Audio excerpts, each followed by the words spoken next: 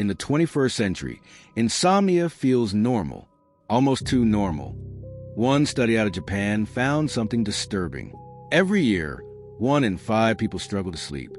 So even if you're fine, someone near you isn't. Now, rewind to the 1980s. A man walks into a clinic. He looks exhausted, shaking, barely holding it together. He asks for one doctor by name, a sleep specialist. He says he hasn't slept in days, not even a little. Then he says something worse, something that makes no sense. It's a family curse. For 200 years, he explains, anyone who stops sleeping dies within a year. The doctor almost laughs, because that's impossible. People don't die from insomnia. That's what he believes. So he treats him aggressively. Heavy sedatives, stronger doses. Nothing works. No matter what they try, the man never sleeps. Not even for a second. And now the doctor feels it. That shift from confidence to doubt. Because the human body needs sleep. It always does. So if someone can't, what happens next? The doctor starts digging, researching everything he can find. Old cases, rare disorders, hidden archives. Then he finds something strange. A handwritten document from a Soviet doctor, World War II era. At first, it sounds insane, almost like a conspiracy. But the deeper he reads, the worse it gets. The Soviets had a plan to create soldiers who never sleep. No fatigue, no hesitation, just pure endurance. And they believe they found a way. A chemical gas, similar to adrenaline. It could keep the brain awake for days, maybe longer. But the experiment didn't go as planned. Not even close. Instead of stronger soldiers, they created something else. Something violent. Something unrecognizable. According to the document, the subjects lost their minds. They stopped feeling pain, stopped thinking clearly. They became like zombies. And suddenly, that patient in the clinic doesn't sound crazy anymore. Because what if this isn't a curse? What if it's something else? Something buried, something real. And if that experiment actually happened, then the question isn't if it worked. It's this. What did it turn people into? And why was it never talked about again? September 1939. World War II begins. Every nation is desperate. Every advantage matters. The Soviet Union is no different. They want stronger soldiers. Faster, tougher, relentless. So they gather their top experts. A closed-door meeting. One idea changes everything. What if soldiers never needed sleep? Silence. Then anger. The idea sounds ridiculous. War drains the body. Sleep is not optional. But then, someone else speaks. Calm, quiet. He mentions a chemical compound, a stimulant gas, similar to adrenaline, rumored to be tested elsewhere, possibly Japan. It could keep the brain active, force the body awake. For days, maybe longer. Now the room changes. Because if it's real, it could double their manpower. One soldier becomes 2. No rest, no downtime. The plan is approved, but not on soldiers. Not yet. First, human testing. And they know exactly where to go. A prison system, hidden from the world. Gulag, political prisoners, forgotten people. No one asks questions. 5 men are selected. Strong, healthy, perfect test subjects. They're moved underground, a sealed chamber. No windows, no escape. Inside, everything looks comfortable. Food, water, books, even newspapers. It feels almost normal. There's only one rule. Do not sleep. Above them, hidden vents release the gas. Slowly, constantly. The scientists watch everything. Microphones, small observation windows. Every movement recorded. The deal is simple. Survive 30 days. Walk out free.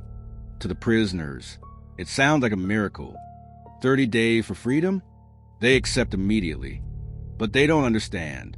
This isn't a test of endurance. It's something else. Something much darker. The first 3 days feel normal. They talk, laugh. They share plans for the future. Dreams of freedom. It almost feels hopeful, but the gas keeps flowing. Day 5 changes everything. The mood shifts.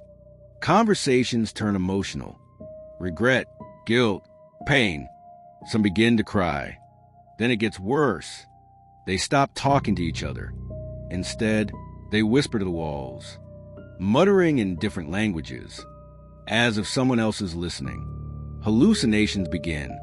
Their eyes look empty, unfocused. Some collapse on the floor, twitching. Others pace endlessly, back and forth, for hours, then days. And scientists start to worry, because this isn't just sleep deprivation anymore. Something is changing, something inside them, and it's getting stronger.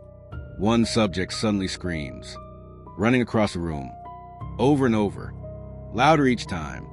Then others join, different reactions, but all unstable.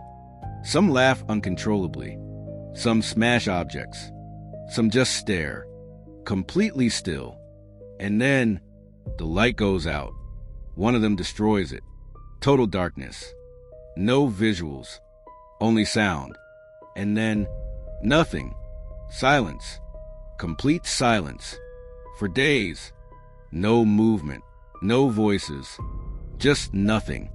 And now the scientists face a choice. Do they open the chamber or leave it sealed? Because whatever is inside now, it might not be human anymore. Day 15. Still no sound. No movement. No voices. Just a sealed room and silence.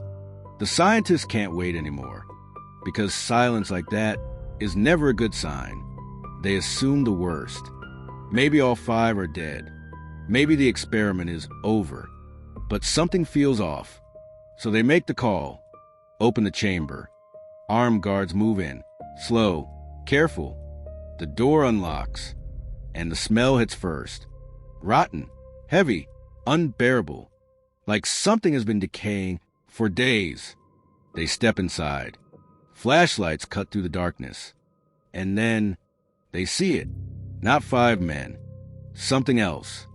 One figure moves. Crawling. Bare. Skin stretched tight. It's chewing on something. No. Someone. A body lies nearby. Torn apart. Flesh missing. Bones exposed. And the thing eating it used to be human. It turns. Eyes wide. Not confused. Hungry. Then it screams. And charges. Everything breaks at once. Gunfire erupts. But it doesn't stop them. The subjects don't react to pain. They keep moving. Even when shot. Even when bleeding. Like their bodies forgot how to quit. 2 guards go down instantly. Torn apart. Another tries to retreat. Too late. By the time reinforcements arrive. The room is chaos. Blood everywhere. One subject is already dead. But not from the guards. From the others. His body, ripped apart. Used. Scattered across the room. Cannibalized. Another dies during the struggle. But the last 3, they're still alive. Barely, if you can call it alive. Their bodies are destroyed. Ribs exposed. Organs visible. Skin torn open. And yet, they keep breathing. No screams. No reaction. No pain. The doctors examine them and realize something terrifying. These injuries didn't happen just now. They were already like this before the door opened, which means they did this to themselves and to each other while still conscious, while still moving. Something inside them changed. Completely. The scientists don't panic. They don't shut it down. They get excited because this is what they wanted. Soldiers without limits. No pain. No fear. Unstoppable. But at what cost? Because these aren't soldiers anymore. They don't follow commands. They don't think. They don't feel. They just act violently, endlessly. And now the question changes. It's no longer, did the experiment work? It's this, what exactly did they create? And why was it buried, locked away, hidden for decades, until one doctor stumbled onto it again and realized this might not be over. Years pass, the story fades. Most people call it a myth, a war rumor, something exaggerated, because it sounds impossible. Humans don't become monsters just from not sleeping, right? Then 1963 happens. A teenager in America decides to test a limit. His name is Randy Gardner. No chemicals, no gas, just pure willpower. He wants to know one thing. How long can a human stay awake? Friends help him. Doctors monitor everything. They keep him moving, talking, playing games, anything to stop him from crashing. At first, it seems manageable. He's tired, but still functional. Then things start slipping. His focus breaks. His reactions slow. He forgets simple things. But something strange happens next. His physical performance spikes. During a basketball game, he plays better than usual. Faster, sharper, like his body is compensating. But his mind is not. Hallucinations begin. Shadows move that aren't there. Voices without sources. His sense of touch fades. At one point, he can't feel objects in his own hands. Someone touches him. He doesn't react. It's like his brain stops processing reality. Day after day, the line between awake and dreaming disappears. But he keeps going. 11 days and 25 minutes. A world record. Then he finally sleeps and survives. No permanent damage. At least, nothing obvious. So what does that prove? That humans can resist sleep? Or that we don't fully understand it? Because here's the problem. Randy didn't use anything. No stimulants. No chemical interference. But the Soviet experiment did. And that changes everything. Because maybe it wasn't the lack of sleep alone. Maybe it was a combination. Sleep deprivation, plus extreme stimulation, forcing the brain past its natural limits, breaking something inside. And if that's true, then what they created wasn't accidental. It was engineered. A state where the body keeps going, but the mind disappears. No pain, no fear, no control. And suddenly, those zombie descriptions don't sound so fictional. But there's still doubt. No official confirmation. No released documents. Just fragments. Stories. Whispers. And one disturbing question. If it was fake, why do the symptoms match? Why do separate cases show the same patterns? And why does it keep coming back? In different forms. Different times. Like something unfinished. Something unresolved. Waiting to be understood, or maybe never meant to be. Then something even stranger appears. Not in humans, in animals. Years later, researchers notice a pattern. Deer begin acting wrong. They stop fearing humans. They wander aimlessly, aggressive, unpredictable, almost like they've lost control. Their bodies deteriorate, muscle wasting, rigid movement, unnatural hunger. They keep eating, even when they shouldn't, even when they're dying. People start calling them something chilling, zombie deer, because that's what it looks like. But the real horror is inside their brains. Scientists examine the tissue, and they find it, a misfolded protein, a prion.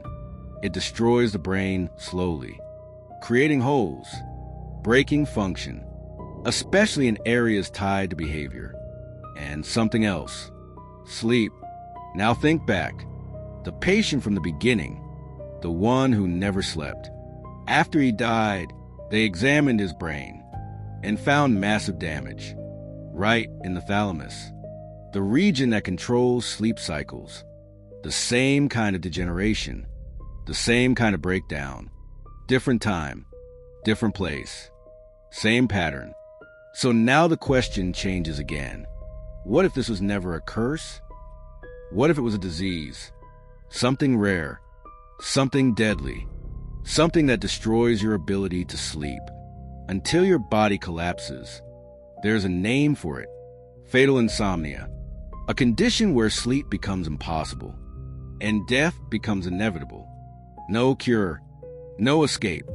And now it connects everything: the patient, the symptoms, the brain damage, even parts of the Soviet story. But not all of it, because fatal insomnia doesn't explain violence. It doesn't explain strength. It doesn't explain the complete loss of pain. So something still doesn't add up. Something is missing. And maybe that's the most dangerous part. Because if a prion can destroy sleep, and a chemical can override the brain, what happens when both exist together? What happens when biology and manipulation collide? Do you get a patient or something else entirely? And here's where it gets uncomfortable. We don't test this anymore. After Randy's experiment, after the risks became clear, organizations stepped in. Records were closed. Extreme sleep deprivation studies were restricted. Too dangerous. Too unpredictable. So the final answer was never reached. No one pushed it further.